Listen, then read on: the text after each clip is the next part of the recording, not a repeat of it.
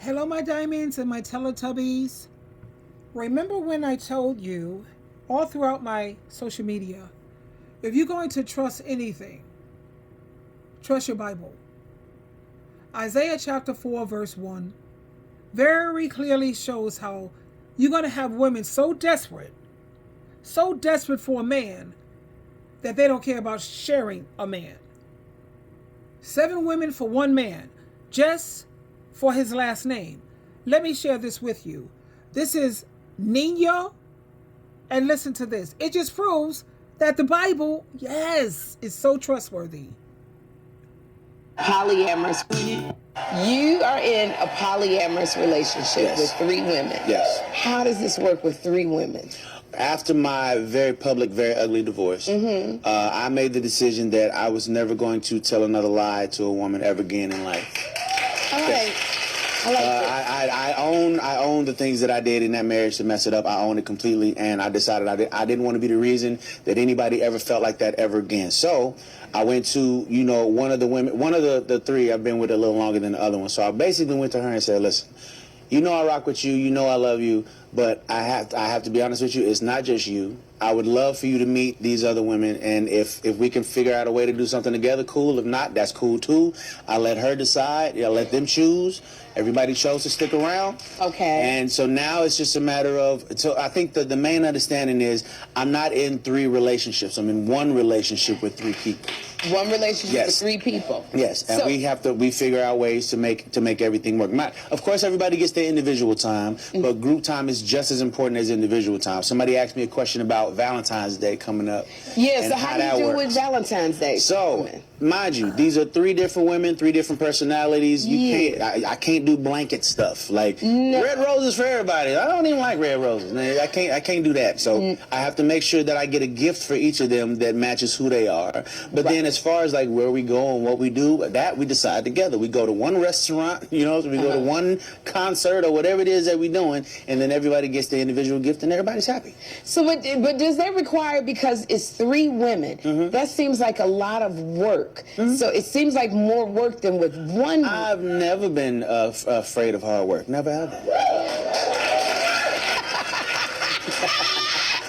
Okay, now, so then this is the other thing I wonder about. Can they date other men? No. No.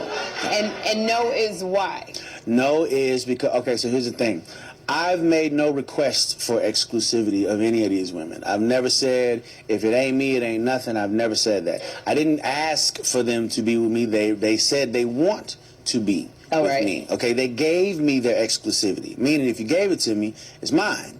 All right. And that's that. Now, if it was the other way around, I deal in partnership as opposed to ownership. I don't want to own you. I don't want to possess you. I want a partner in this, and we can partner and work it out that way. But if the exclusivity is mine, then it's mine. Damn it, I ain't giving it to nobody. Gave it to me. It's mine. What you want? You are in a polyamorous relationship with 3 women. Yes. How does this work with 3 women? Now, do you see what I'm talking about and speaking about, ladies, when I say women are the ones who's messing up the quality of life for everyone? You have these 3 women, and they are all beautiful, great shapes, all of this, who are willing to put up with this. Now, you have a lot of women who would say, I would never share a man. I would never do this. Are you serious right now? Most of you are doing polyamory, sharing a man. He cheats, you stay. He abuses you, you reward him. He disrespects you constantly, and you're still right there. Now, this is just, oh my God. 2 Timothy chapter 3, verse 6. It proves that the Bible, again, is true. It says that men are going to go into women's homes. They're going to go after women, and they're going to be seeking out women who are gullible and weak-minded.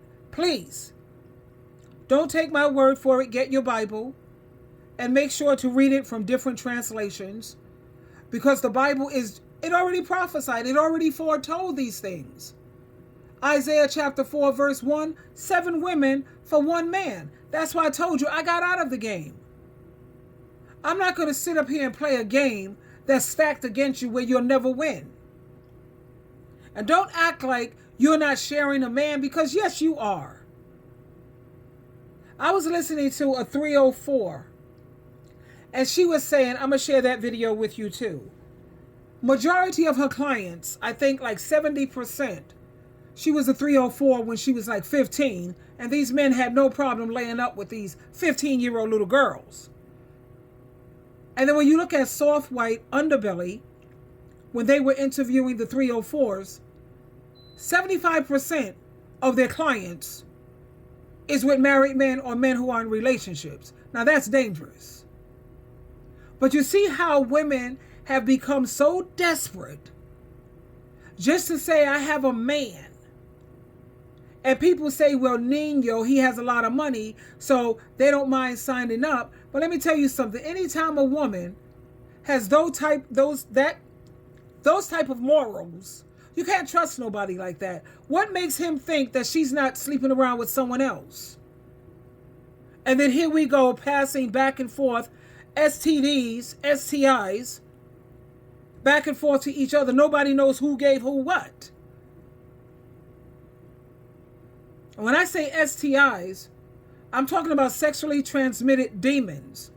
All of those soul ties being passed back and forth. People acting all psychotic and crazy and don't understand, why am I behaving this way? This world is just insane. And I was reading the comments on this video, and these women was like, I would never. Oh no, not me, honey, please. Hire a private investigator and let me teach you a couple of things, girl. And it don't matter whether you have a tracker on his phone, because people know how to beat the tracker, baby. Honey, I don't even do trackers, and I could beat it. Let me share this other video with you. Now, this is a heartfelt message to women who are married and women who are dating men.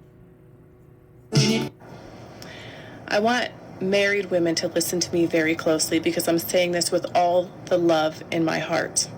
When I was a teenager, barely a teenager, I slept with a lot of married men that were way over age. And I firstly want to say that not one of them said no. Their only concern was, you're not going to tell anybody, right?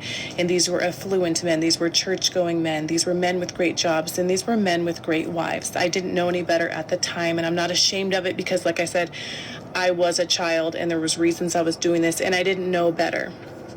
But I do want to say that these men, they had no idea of using protection. They didn't suggest it, they didn't offer it or anything like that. I theoretically could have gotten pregnant by them. I didn't, thank goodness. But husbands are not, almost all husbands are not faithful. And then men will say, well, you should pick better men or whatever. Don't you think these women that are married to these men thought that they picked good men? Of course. Don't you think they married them because they thought they were good men?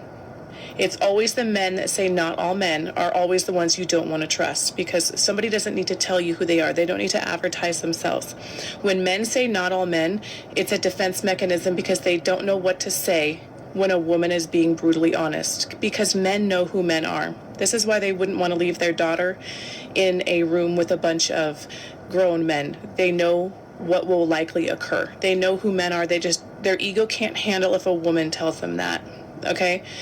So it's the only thing they can come back with is, well, not all men, because they have nothing else to say. But when a man tells you he's the different one or whatever, it's never the truth, almost never. And I'm not saying all men are cheating or whatever, but I will say in my particular case, all men were willing to sleep with an underage girl.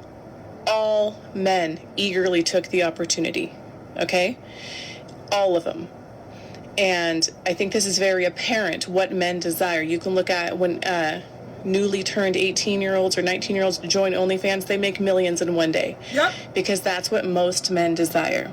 I wanted to pause that. Into the well-known fact that there was this one girl. They was waiting for the girl to turn 18. That girl made, I think, 2-point-something million almost overnight on only, OF.